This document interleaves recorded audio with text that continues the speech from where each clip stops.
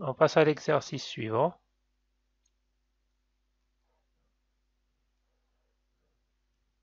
Là, on nous demande d'utiliser l'opérateur d'incrémentation et écrire un programme qui a le même effet que le code suivant.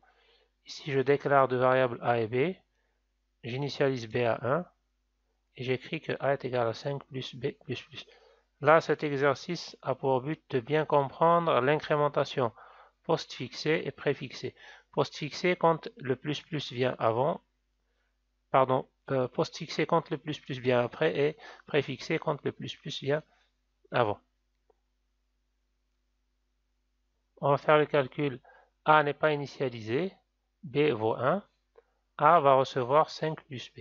Donc ça sera 5 plus 1. A va valoir 6, puis on incrémente B. B va valoir 2. Donc 6 pour A et 2 pour B. On va vérifier.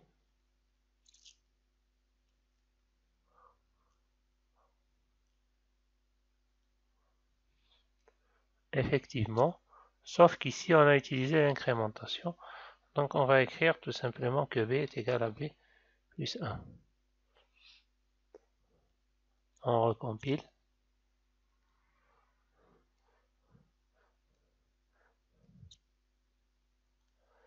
Bon, on a affiché le 1 deux fois. On va afficher le B ici. Donc 6 pour A et 2 pour B. On va maintenant enlever ces deux étapes pour voir est-ce qu'effectivement ça nous fait la même chose.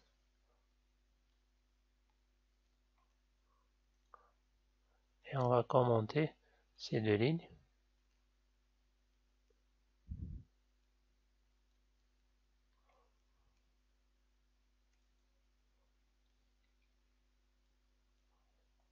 Pardon.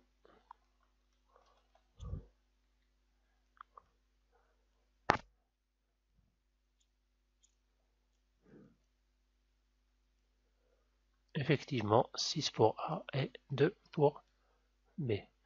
On va voir ce qui va se passer si on aurait mis le plus plus juste avant. Comme ça. Alors ici, on a A non initialisé, B égale à 1, A égale à 5 plus B. Le compilateur va d'abord incrémenter B, donc B va valoir 2. Et puis on aura 5 plus 2, ça fera 7.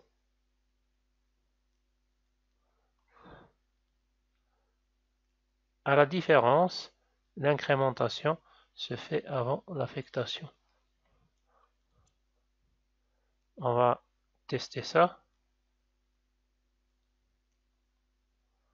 On compile. Voilà, 7 pour A et 2 pour B. Ce qu'il faut retenir, c'est que si vous avez une incrémentation préfixée ou qui vient avant la variable, vous ferez d'abord l'incrémentation avant l'affectation. Et si c'est l'inverse, vous faites d'abord l'affectation, vous faites le calcul et puis vous incrémentez votre variable. On passe à l'exercice suivant.